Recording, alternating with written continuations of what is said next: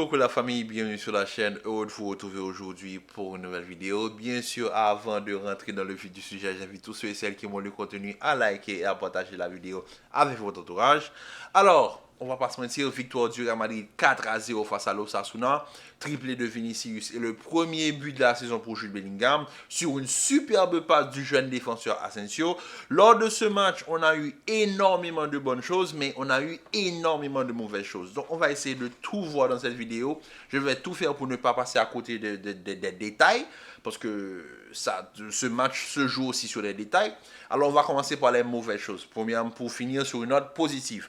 Alors, la première chose, c'est le lot de blessures au niveau du Real Madrid. Quand je vois qu'il est dit sur les réseaux, avec ce qu'on entend, etc., les bruits de couloir et les différents journaux, que le Real Madrid attend toujours pour savoir s'ils vont rentrer sur le marché des transferts pour le mois de janvier.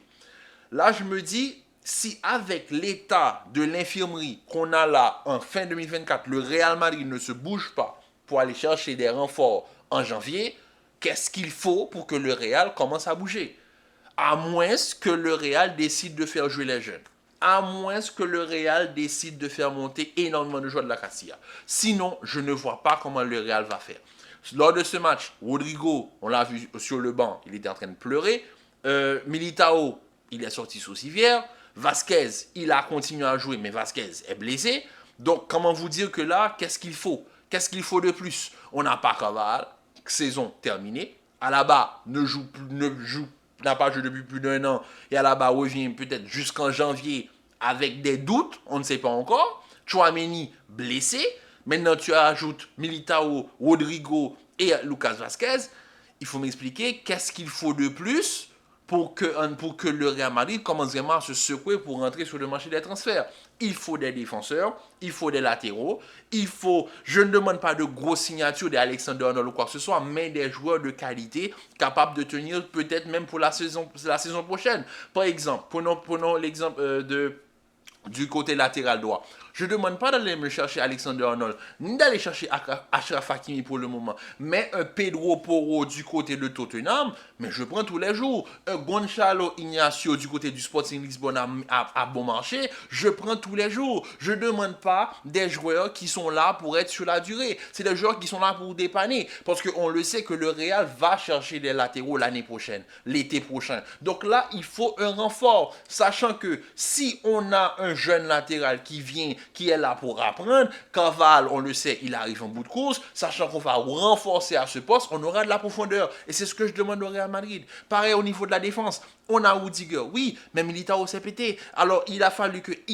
Asensio joue aujourd'hui. Mais suite à cela, quand tu regardes le banc, tu n'as que Valeo. Tu n'as que Valeo qui ne joue jamais. Asensio, bon, aujourd'hui il est monté, il a joué un superbe match de football. C'est un défenseur qui a énormément de potentiel et c'est l'une des bonnes choses que je regarde pour la fin de la vidéo. Mais franchement, on peut se dire que le Real a de la capacité. Donc, soit on utilise nos jeunes, ce qu'on ne fait pas d'habitude, soit on va sur le marché des transferts en décembre. Là, il n'y a pas d'autre option. La deuxième mauvaise chose de ce match, c'est que je me suis rendu compte aujourd'hui, et ça, c'est pas envers le joueur, que le Real joue à 10 contre 11. Soyons sérieux. Le Real joue à 10 contre 11. Le but Bellingham, c'est un très beau but. Très beau but. Appel de la profondeur, bon appel, etc. La passe est encore super. La passe est belle, la finition est superbe. Mais je suis désolé. Quand tu as un joueur comme Bellingham qui fait ce genre d'appel, sachant que tu as en place un numéro 9, potentiellement, comment tu peux te dire, mais quand tu regardes le match aujourd'hui, quand on prend notre temps pour regarder l'équipe, il y a un ballon au niveau de la défense d'Osasuna. D'accord? Je pense que Kylian perd un ballon. Tu as Vinicius qui déclenche un pressing. Bellingham suit. Camavinga, qui est plus bas, monte et vient essayer de couper la ligne de passe. Valverde rentre à l'intérieur pour couper la ligne de passe. Tu vois Brahim qui va au pressing. Et Kylian, il est là, il attend. Il est là, il marche. J'ai pas compris. Maintenant, venir me dire que Kylian, oui, il a défendu aujourd'hui, il a fait 2 courses en défense. C'est pas ça que je demande à Kylian. Quand on regarde Vinicius se donne pour l'équipe. Il attaque, il défend, il presse, il fait tout ce qu'il peut. Pareil pour Bellingham. Mais Kylian, j'en ai marre. Parce que le truc, c'est que Quand j'entends, oui, mais Kylian n'a jamais défendu de sa vie. D'accord, au PSG, tu étais roi, tu jouais dans un fauteuil, dans ton équipe, tu jouais avec ton style de jeu, pas de problème. Mais tu arrives au Real Madrid. Tu peux pas avoir une équipe de 11 joueurs, dont 10 joueurs de champ, et sur les 10 joueurs de champ, tu es le seul qui ne presse pas. Ça ne fait pas de sens. Ça ne fait pas de sens. Et le pire, c'est qu'en fin de match, on l'a mis dans les bonnes conditions. On l'a mis dans les bonnes conditions. Avec la montée d'Henrique et la montée d'Henrique et de Arda et la sortie de Bellingham et de Vinicius, on lui a donné son côté gauche. Mais qu'est-ce qu'il a fait de son côté gauche? Quand on voit Kylian sur le côté gauche, on se dit tout de suite, il n'y a pas de discussion, le côté gauche appartient à Vinicius. Kylian ne peut plus faire de différence. Incapable de suivre sur un 1-2. On parle de Kylian Mbappé. On parle de Kylian Mbappé. C'est-à-dire que là, le fait de vouloir jouer à gauche, on te donne le côté gauche. Montre-moi ce que tu peux faire. Il est impuissant, incapable de faire une différence en 1 contre 1. Quand tu sais que le côté gauche, tu as des joueurs de calibre comme Vinicius, Rodrigo, tu peux même mettre Brahim, parfois, qui peut dépanner sur le côté gauche. Quand tu connais la palette technique de ces gars, et que tu regardes Kylian actuellement, je parle bien de Kylian actuellement sur le côté gauche, tu te poses des problèmes. Parce que Kylian, le truc avec Kylian, et c'est pour cela que je m'attaque un peu à lui dans mes dernières vidéos, c'est que Kylian arrive au Real Madrid, il a le plus gros salaire, d'accord? Il a énormément de passes droits, il n'a pas fait de pré-saison, je peux comprendre avec l'Euro, etc. Mais Kylian, ça fait 2 années d'affilée où il n'a pas fait de pré-saison. Je peux comprendre avec le PSG aussi, il y avait des mimiques, etc. Mais le joueur ne se remet pas en question à se dire, mais au fait, là, je dois reprendre ma carrière, au fait. Depuis 2 ans, la carrière de Kylian, je ne sais même plus, est-ce qu'on peut appeler ça une carrière, au fait? C'est devenu un show, un show de télé-réalité. Il y a plus de rumeurs que d'accomplissements sur le terrain. Regardez l'Euro qui nous a pondu. Regardez le début de saison. C'est pas, il n'y a pas de constance, il n'y a rien. Il n'y a pas de matière. Je regarde Kylian sur un terrain, je me dis, le Kylian de 2018, mais il est loin. Mais il est loin. Il est loin. Il est plus là. Il est plus là. Le gars ne fait aucun effort. Quand tu vois sur le terrain que tu as 9 compatriotes, 9 coéquipiers qui sont là, qui se donnent pour aller récupérer un ballon, tu te poses pas la question pour te dire, mais moi, qu'est-ce que je fais? Je ne te demande pas d'aller presser si tu ne veux pas presser, il n'y a pas de problème.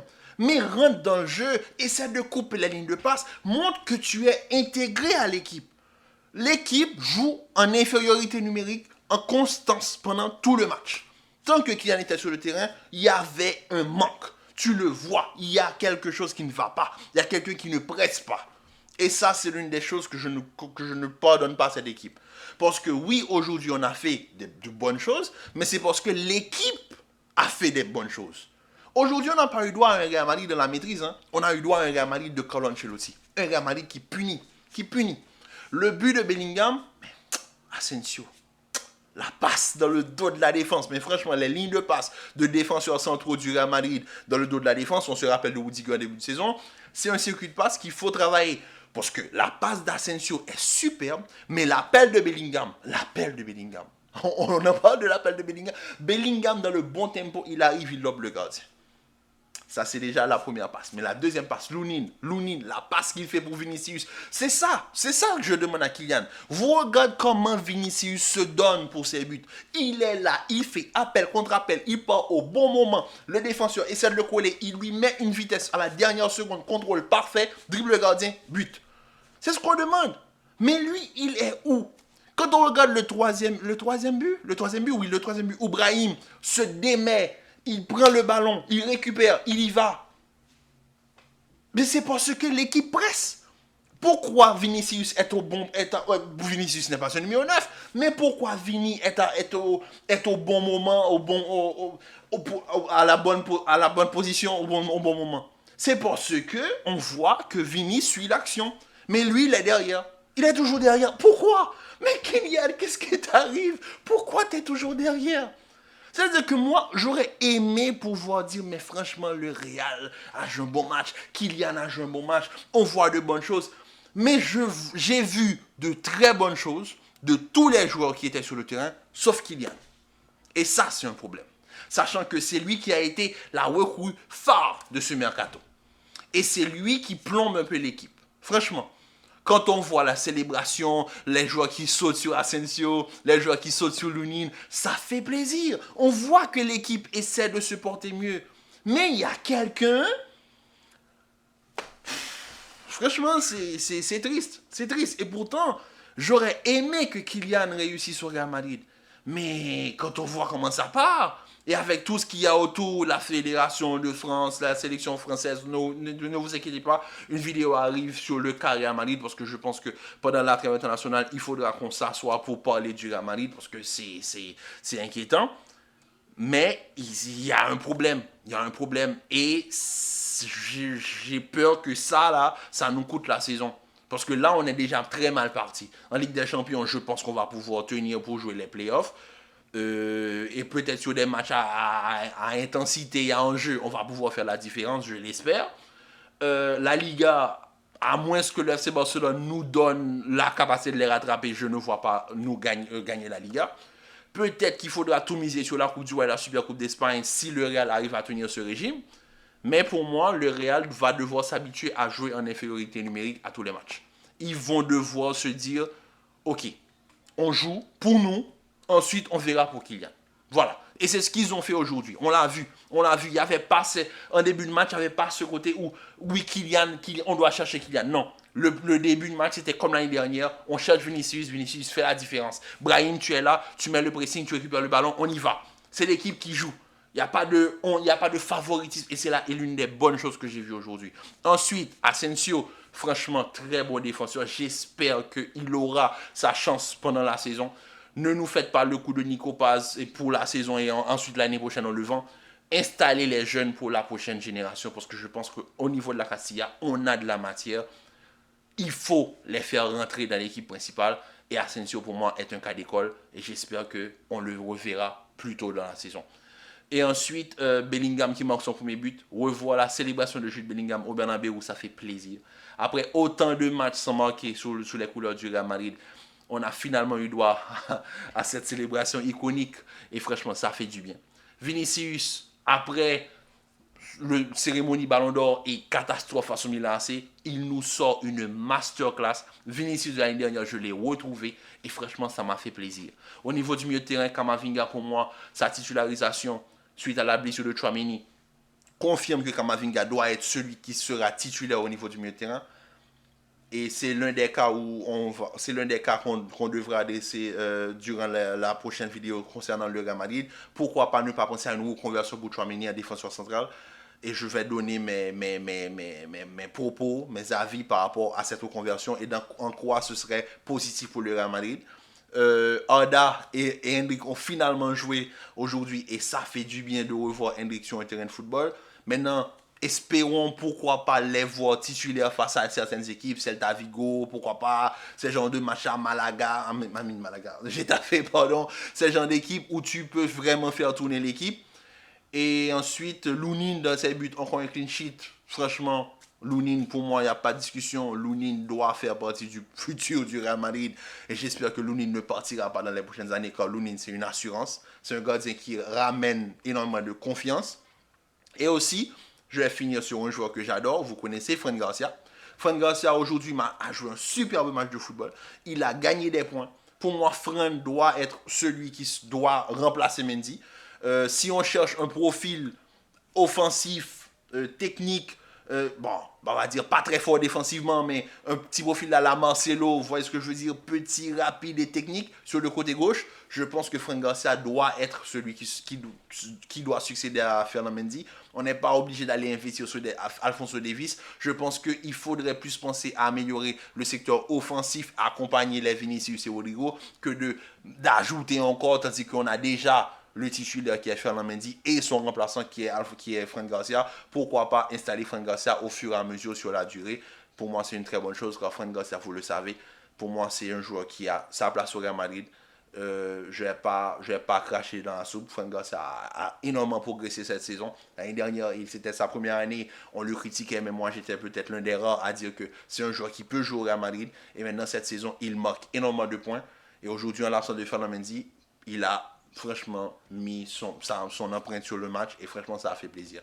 Et Vinicius, top performance. Bellingham, top performance. Au niveau du milieu de terrain, les remplaçants ont fait une bonne rentrée. J'ai bien aimé ce que j'ai vu aujourd'hui de l'équipe.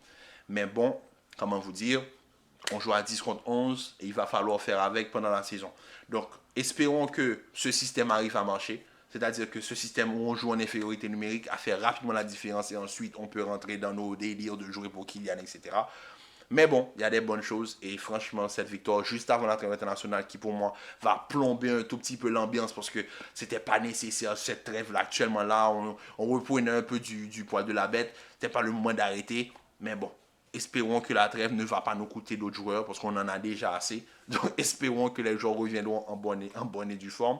En tout cas, la famille, sur ce, prenez soin de vous, commentez, likez, partagez, restez en paix, en santé. Dites-moi ce que vous avez pensé du débrief en commentaire. Et on se dit à demain pour une nouvelle vidéo.